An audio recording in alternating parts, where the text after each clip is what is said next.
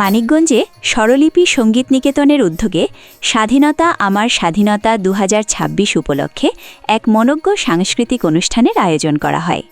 মানিকগঞ্জ থেকে আজহার হোসেনের প্রতিবেদনে দেখুন বিস্তারিত।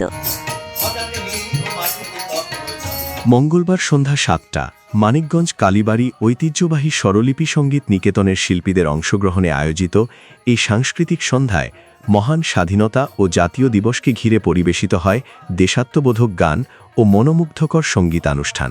অনুষ্ঠানে দলীয় ও একক সঙ্গীত পরিবেশন করেন নাসরিন আহমেদ, বশির মাস্টার, অ্যাডভোকেট খোরশেদ আলম, শাহ সেলিম রেজা, ছবি চ্যাটার্জি, বেলা বেগম, নিকুঞ্জ মিত্র, লাকি আক্তার সহ আরও অনেকে।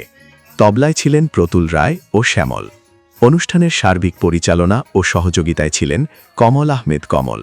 অনুষ্ঠানে উপস্থিত ছিলেন শিল্পী ও সংস্কৃতিপ্রেমী দর্শকবৃন্দ।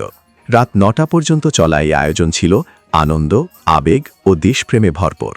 মহান স্বাধীনতা ও জাতীয় দিবসের এই আয়োজন মুক্তিযুদ্ধের চেতনা আরও জাগ্রত করবে, এই প্রত্যাশায় এগিয়ে যাবে স্বরলিপি সঙ্গীত নিকেতনের শিল্পীরা।